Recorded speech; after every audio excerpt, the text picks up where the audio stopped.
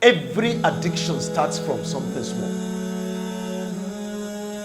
Parents are comfortable when their children smoke cigarettes. Nobody frowns at it because we don't see it as anything special.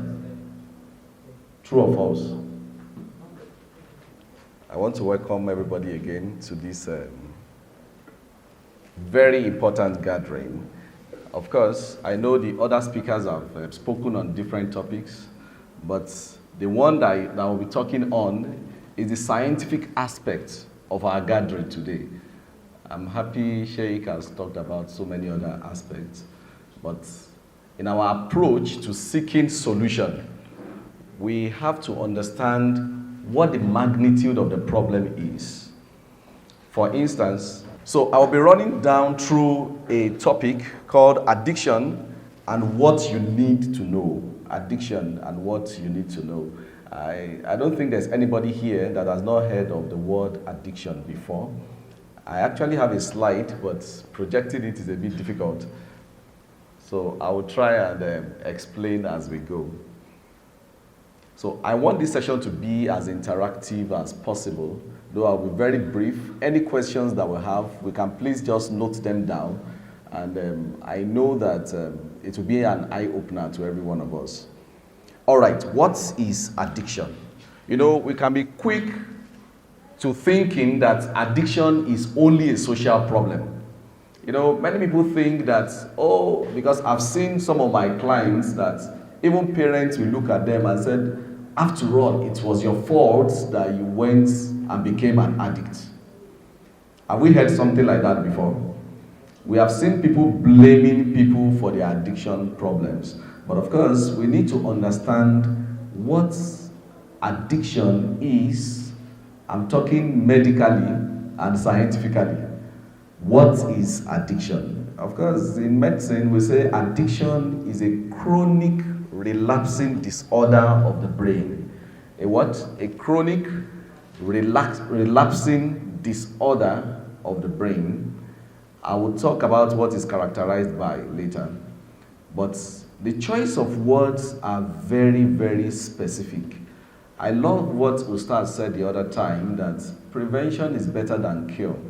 Of course, in addictionology, we know that prevention, in fact, is the easiest, the cheapest, and the surest way of treating addiction, to prevent it from happening. And that's why I'm happy with programs like this, because this is the first aspect of prevention. That's the primary level of prevention, for people to be knowledgeable about a thing even before they got hooked up on it. So addiction is a chronic relapsing disorder of the brain. Chronic in the sense that it's a lifelong disease when fully established. For instance, we know that hypertension is a chronic disease, true or false? Diabetes is a chronic disease. That is, sufferers of this disease condition, they have to be in treatment forever. And that is the sad reality. And addiction falls into this category of chronic disorders. And then, of course, the other aspect of the definition says relapsing disorder. And that is the part of the problem that most people are not aware of. That when addiction is fully established, a diagnosis has been made, there's no one-off treatment for it. There's no what? One-off treatment. There's nothing like, okay, I have malaria, I took anti-malaria, after 3 days it's gone, and then you might not have it again. True or false? Until maybe you got exposed again. But in the case of hypertension, for instance, the day you were diagnosed to be hypertensive, you have to be in treatment forever. True or false? That is the truth.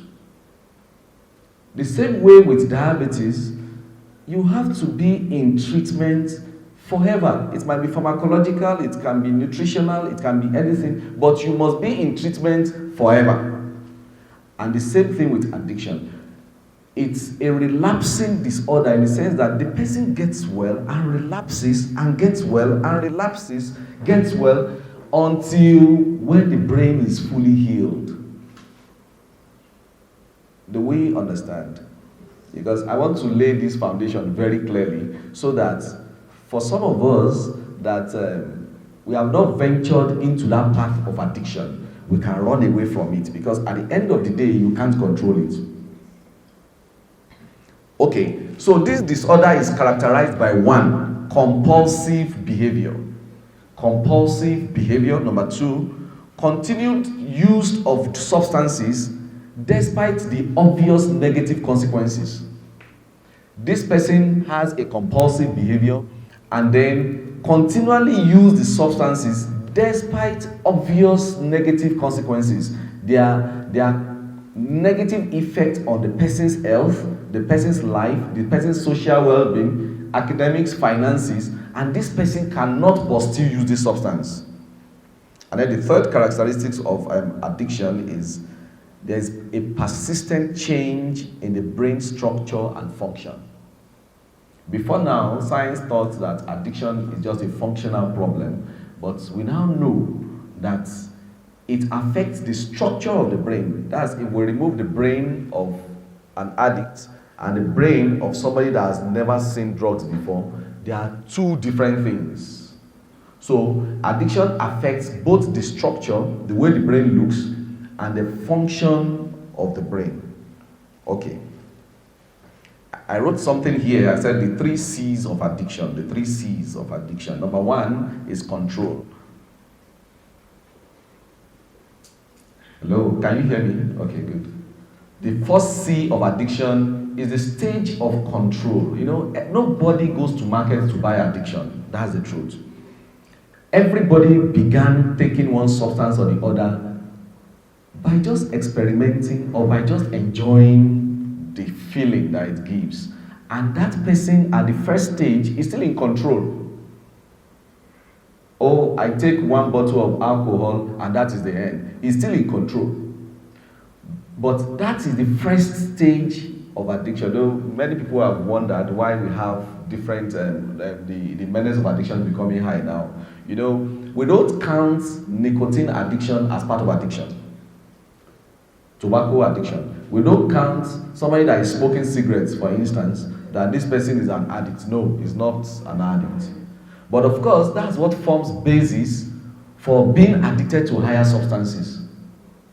Because already the brain is exposed to cigarettes, to tobacco early enough, and then the brain grows. We'll get to the physiology of addiction and then we'll understand some of those things. The brain grows with it, despite the fact that this person is still at the stage of control. Maybe he only uses it once in a month or once in 2 months. No, I only smoke marijuana once in 3 months.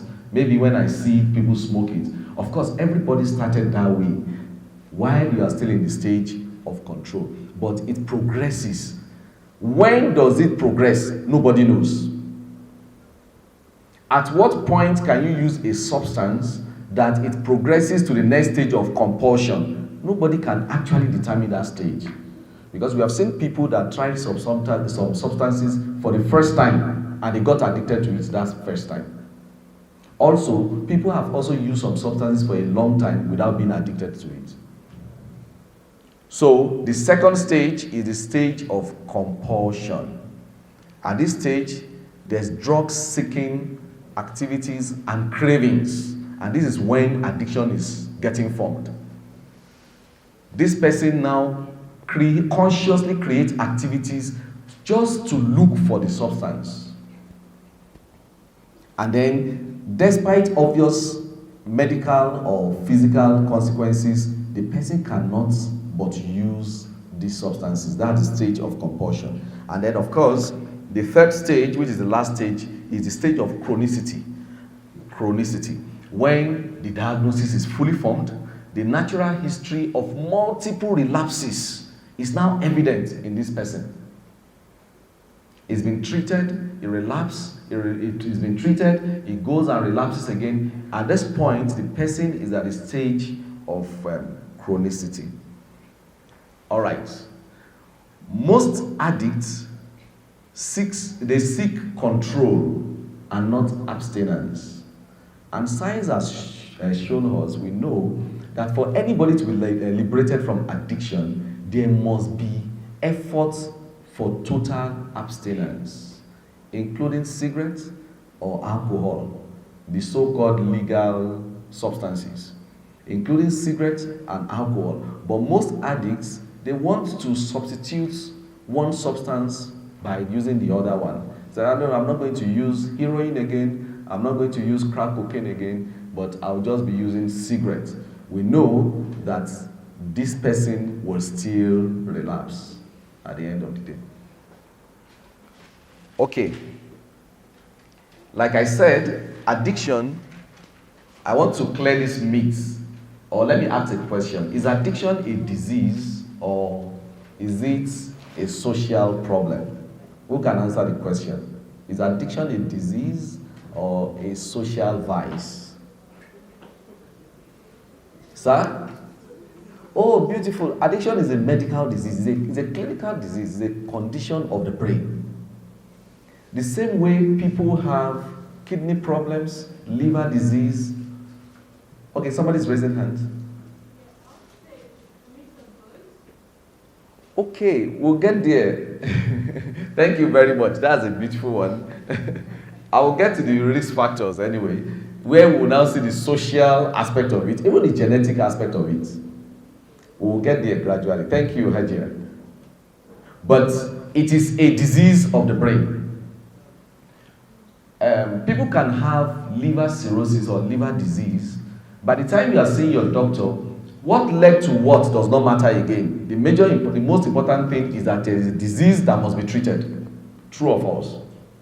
A disease must be treated. And in Africa, we still approach addiction as a social problem alone. We still think that the sufferer should be blamed for his problems. In fact, most people will not take people for treatment early enough because they believe that, oh, when I was younger, I used marijuana and I stopped. Why can't you stop? And they kept on blaming this person for a disease that is continuously progressing. Do we understand? So we should know that addiction as a disease is, number one, preventable, it is treatable, and it can be managed. Addiction is preventable, it is treatable, and it can be managed. Especially treatable when it is caught quite early, when at the early stage of the disease. And that is the point that most parents will be in denial of the problem. Most users will also be in denial. They will not see the gravity of the problem until the stage of chronicity emerges. And then treatment becomes problematic at that stage. What are the risk factors for becoming an addict or risk factors for addiction? Science has told us that it's not everybody that has the genetic predisposition to becoming an addict. Some people have tried some substances before and they didn't get addicted to them. True or false? So we now know that addiction, one of the risk factors for addiction is genetics. Some people inherited a gene that codes for addiction. Are we just hearing it for the first time? No, I don't think so. Yes. The same way you don't blame a sickler for being a sickler, because a person inherited a gene and just became a sickler.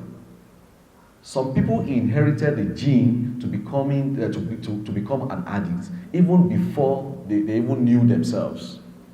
But of course, we know that this gene will not flourish or become florid until there is a social and environmental factor that makes this to flourish. For instance, I might have inherited a gene maybe for marijuana addiction or to be addicted to cocaine.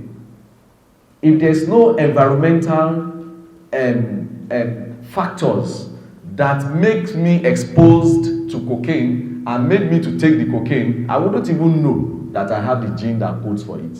True or false? So, number one risk factor is genetic, and up to 60% of most addictions have been blamed to genetic factors. Number 2 risk factor is early age of onset. That is, people that tend to start abusing substances or their brain got exposed to psychoactive substances early, maybe by age 8, 9, 10, before 17, they started smoking early, they are likely to develop addiction. So, early age of exposure to psychoactive substances is also another risk factor. Of course, we know childhood trauma, violence, sexual abuses, all these are risk factors.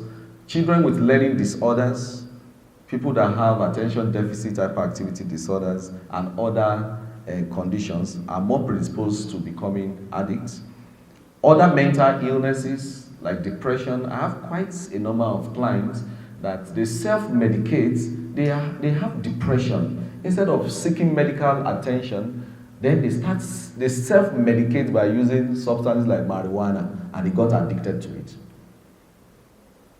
So, bipolar affective disorders, people with psychosis, people who are hearing some voices, they are hallucinating. Instead of seeking proper medical attention, they start trying different substances, and in the process, they got addicted.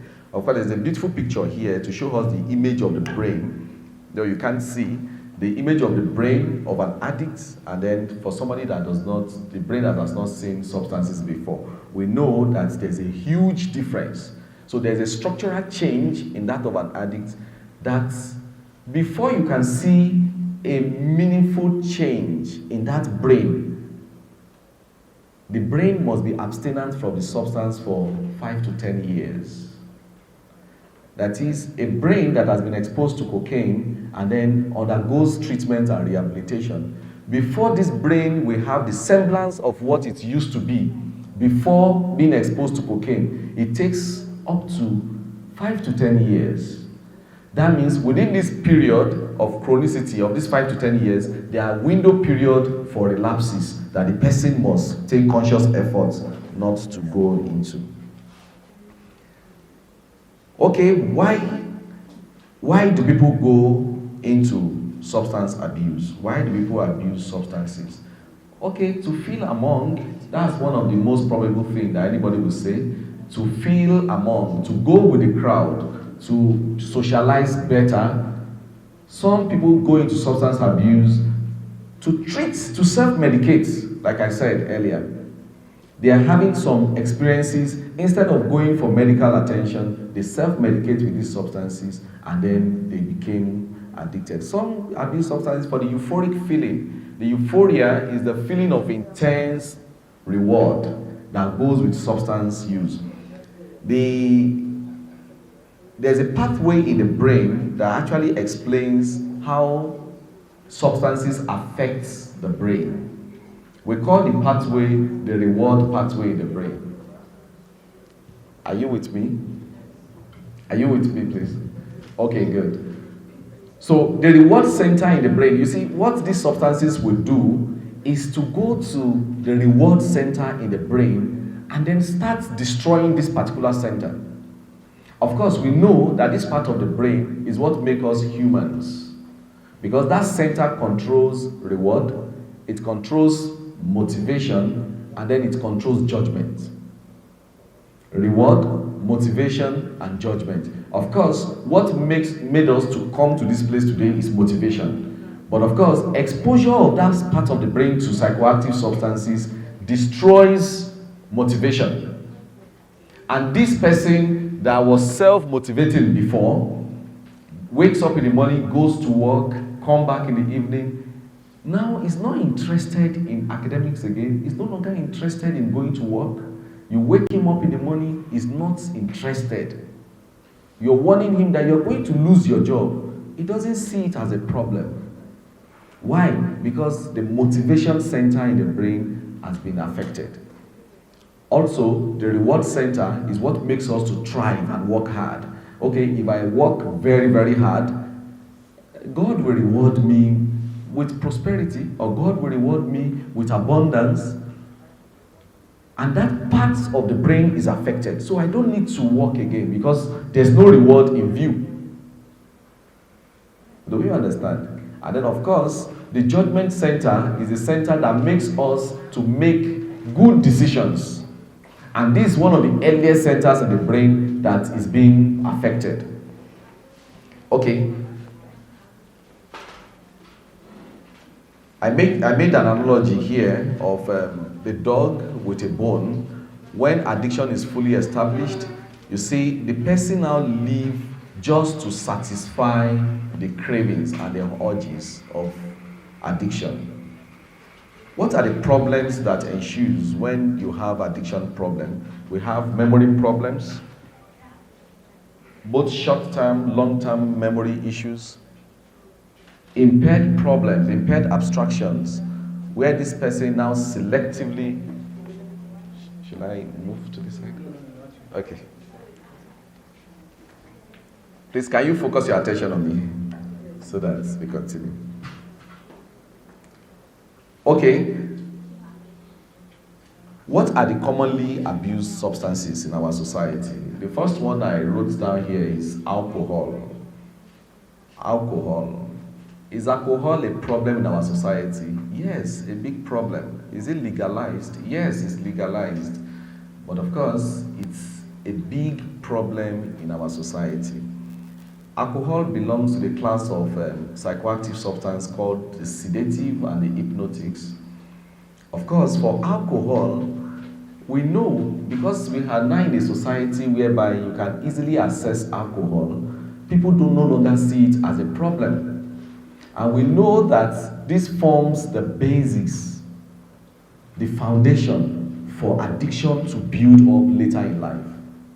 I will lump it up with cigarettes. Parents are comfortable when their children smoke cigarettes. Nobody frowns at it because we don't see it as anything special. True or false? We don't see it as a problem at that point.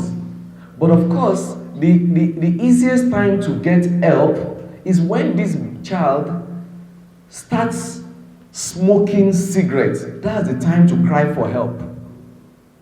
Not when it graduates gradually to the use of marijuana, codeine, morphine, and then this child is now taking crack cocaine, heroin, and then that's where we are looking for solution. It is easier to deal with tobacco addiction or alcohol addiction when it's just starting than when addiction is fully blown. Do we understand? So, if there's anything we'll take from this program, I want us to also see cigarettes as a problem in our society. Alcohol as a big problem in our society. Focusing on heroin or crack cocaine is just because we have left the basic ones untouched. Many of us have, we have megads, and then we have security personnel that smokes freely in front of our 4-year-old daughters, 4-year-old boys, and we don't see anything wrong with that. And then, of course, this child gets exposed to tobacco as early as 6, 7. That already forms a foundation for this child to becoming an addict.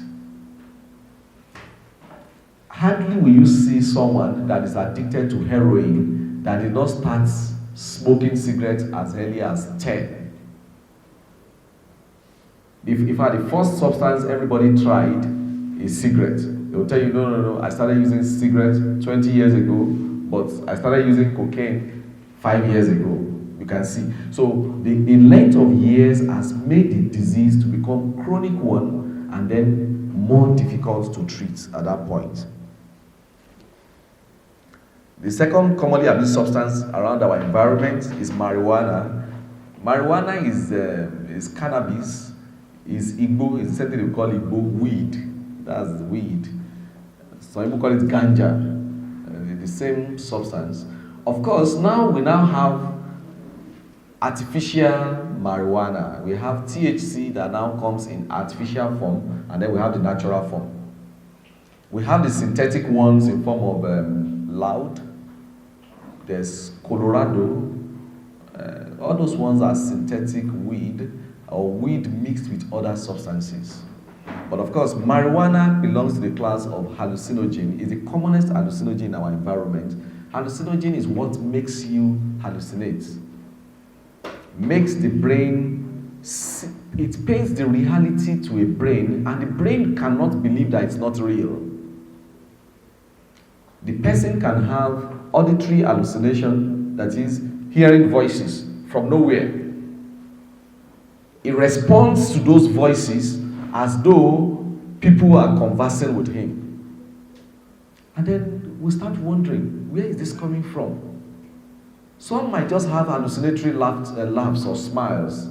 He just smiles at the space. Everybody is mourning, everybody is crying, and then here you are smiling.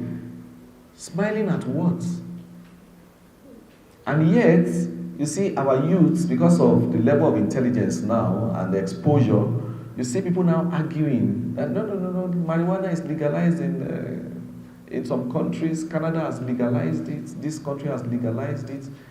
Fine, why not? But does that negate the effect of marijuana in the brain? No. Don't forget that these countries legalizing these substances, they are not resource-poor countries like ours. In Nigeria, as expensive as the habit is, the treatment is also very expensive. But in developed nations, parents don't have to pay out of pocket to treat any mental condition or any mental ailment that comes from substance abuse, or even treat addiction. The government takes over the treatment. Because they have the resources, they also have the manpower. And then they have the money to sponsor treatment and care. And then they have the legal system to make treatment work. In Nigeria, parents will organize pick-up for their wards. But in developed nations, the government takes it over. You drive the wrong side of the lane, you are tested immediately, and you are sentenced to the treatment center immediately, without the consent of your parents. Once you are above 18, you break the law. Instead of sentencing to the prison, okay, 6 months in compulsory treatment. Of course, that's where things work. But in Nigeria, it's not like that. We cannot even regulate antibiotic prescriptions. Everybody here has gone to buy amoxicillin, buy Septrin, buy Augmentin, or diclofenac without any doctor's prescription. Meanwhile, these are drugs that should be prescribed by a medical practitioner. And in developed countries, even to get alcohol, you have to show your national ID. They have to check your PIN. Oh, how old are you? 18. Okay, before they can sell. In Nigeria, is there anything like that? So we can't always compare our problems with developed countries. These are people also that, even when you are out of treatment center, they give restrictions. The social workers goes to the house to dispense medication every morning. They go from house to house. Okay, this is your medication. Take, swallow. Okay, and then they continue. In Nigeria, do we have such facilities? So, of course, our relapse rate becomes more intense and then becomes increased.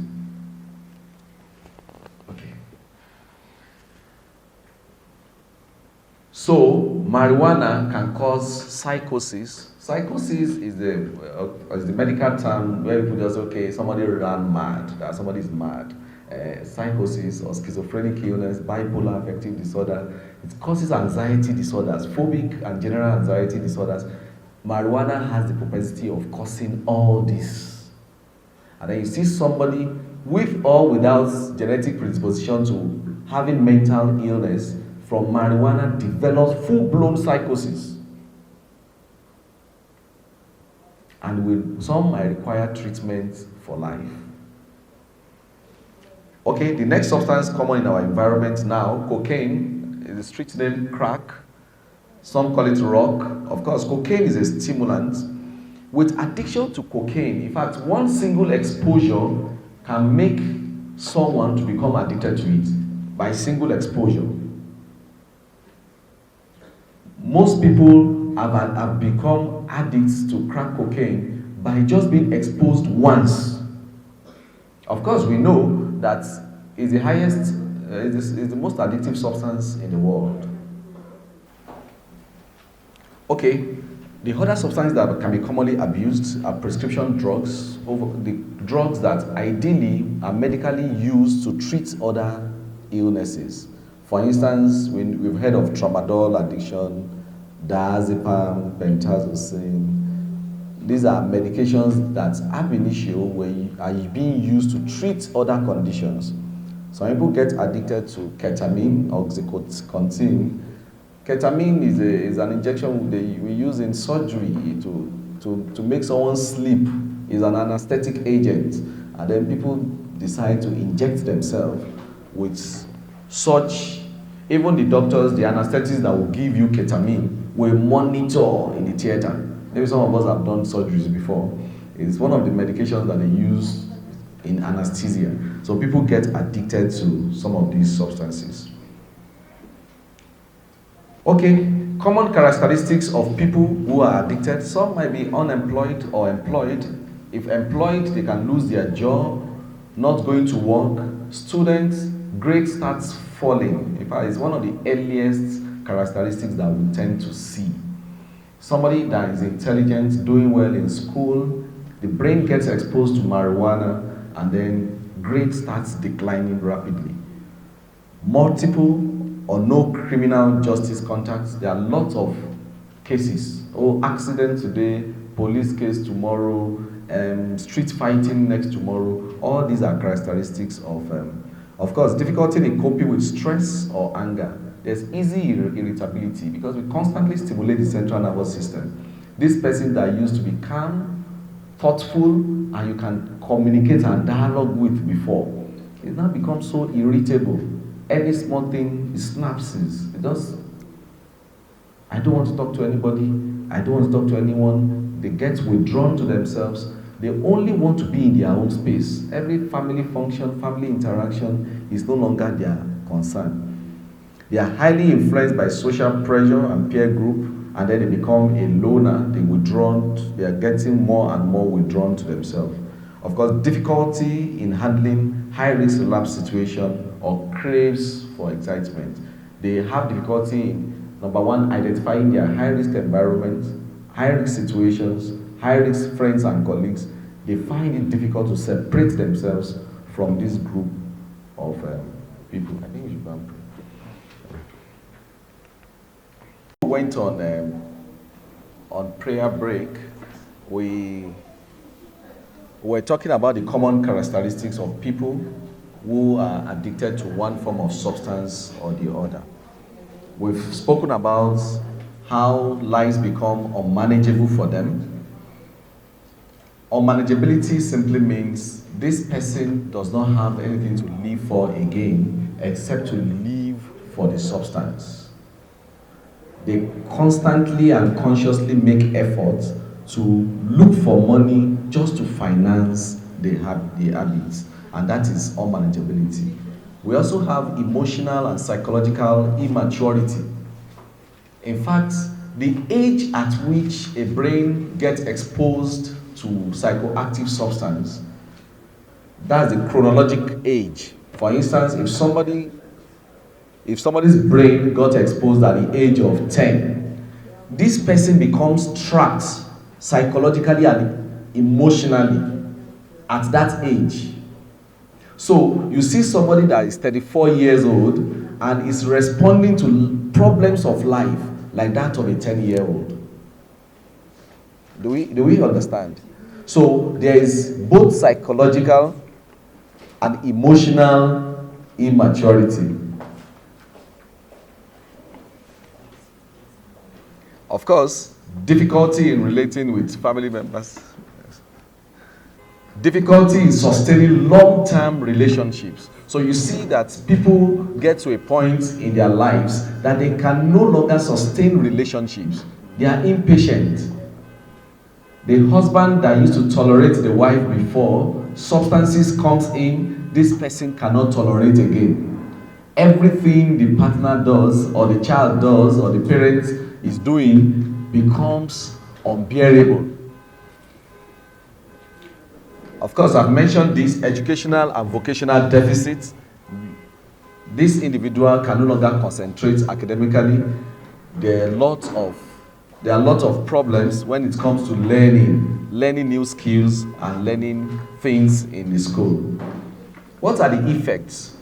Of course, lots of effects of substances, which I won't bore us with today, from violence to unhappy marriage, of course, to in and out of treatment centers, to loss of job, loss of career progression, loss of spirituality, loss of morality. There are lots of losses that goes with addiction. If you ask an addict to name his losses, it will range from financial to spiritual losses to emotional losses, to the time that this person becomes paranoid, loses his mind, and becomes violent in the society. At that point, this individual becomes no longer a risk to himself alone, but also a risk to other people in his environment. Principles of effective treatment. This is a very tiny slide, but I want to run down the slide. You know, I've heard people, we've debated in many fora about how successful is rehabilitation programs or our rehabilitation programs. I know that this question will have been going on in our minds. It's a long walk that can be frustrating. That is the truth. But of course, hardly is there any disease that is not treatable and curable when it is discovered early. True or false? When discovered early, even cancers, when discovered early, the doctors go for cure at that point. But of course, at the malignant stage, at the chronic states, at the states that it has spread everywhere, what do you want to achieve at the end of the day? That was why I told us that early intervention is always the key in treating addiction. Number one, surest way of treating addiction is to prevent it from happening, like what we are doing in this forum. For people that have not started, not to start at all, to prevent it from happening. But by the time addiction is fully diagnosed, it's no longer the person's challenge. It's no longer the person is no longer to be blamed, because a disease process has started. And that this disease process must be altered on time. But you know, because most of our parents, they don't see anything bad in somebody smoking cigarettes, you're smoking weed, okay, he still goes to school, he's reading his books, oh, no problem, until when this person starts hallucinating, or when this person is now addicted to crack cocaine or heroin. Of course, at that point, we know that chronicity has set in, and we know that there is a chronic relapsing disorder of the brain. So, of course, what we do at that point is to treat and retreat and retreat and treat again before this person gets it right. Hardly will the person get it right once and for all, because treatment at that point is for life. Of course, I adopted this from UNODC website, where they said, number one, addiction is a complex but treatable disease that affects the brain function and behavior. That's number one thing that we should all know. We should also know that there's no single treatment that is right for everyone. So the physicians have to now sit down and design a care plan that is likely to work for this person. So there's no treatment like, oh, this is malaria, use anti-malaria, just use Lonart DS. No. Treatment has to be designed for that particular person. And then, of course, people need to have quick access to treatment. Very quick access. Not waiting till the time things have gone so bad. At that point, it becomes frustrating to the family, even to the therapist. Because families in Africa pay out of pocket to treat their wards. Unlike developed nations that you don't need to pay out of pocket. Of course, number 4, effective treatment addresses all the patient's need, not just his or her drug use. There are a lot of other issues that would have come up with drug use, behavioral problems. Some might have a second diagnosis, having some mental issues, which must be dealt with too. The 5th one is staying in treatment long enough is critical. Of course, people will say they've gone to the rehab. Oh, I've been to the rehab. I've been to 4 rehabs. How long did you stay? We are in a resource-poor country that we don't have the luxury and the finances to sentence somebody to 1 year compulsive treatment. Because that's what it entails. 6 months compulsive treatment in the rehab. Because the brain abstaining from the substance for that long is what is needed for this brain to pick up. Because people go to, okay, I've been to the hospital, I went there, I stayed there 3 weeks, and then you are expecting what to happen in the first place. All right, let's continue so that we'll run down. Of course, counseling and behavioral therapies are the most commonly used forms of treatment. The next one, medications are often an important part of treatment, especially when combined with behavioral therapies.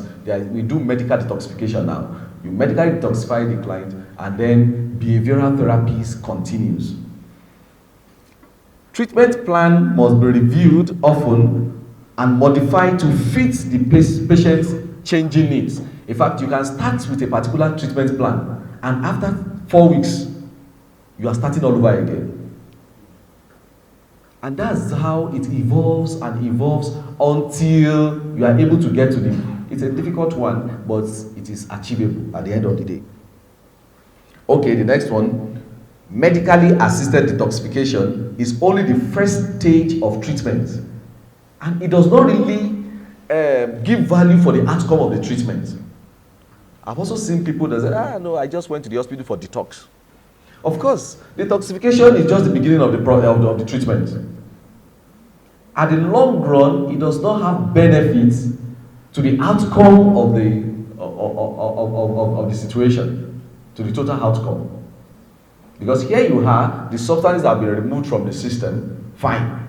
The brain craves more for it. So you've removed the substance from the system, and then you push this same person back to the society where he has access to the substances. What have you done? What done? Zero.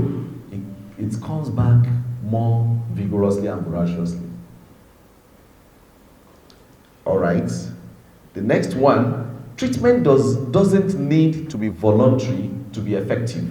This is where we are missing it again in Africa. We think that somebody that is already addicted to substances must be able to take himself to the hospital. No.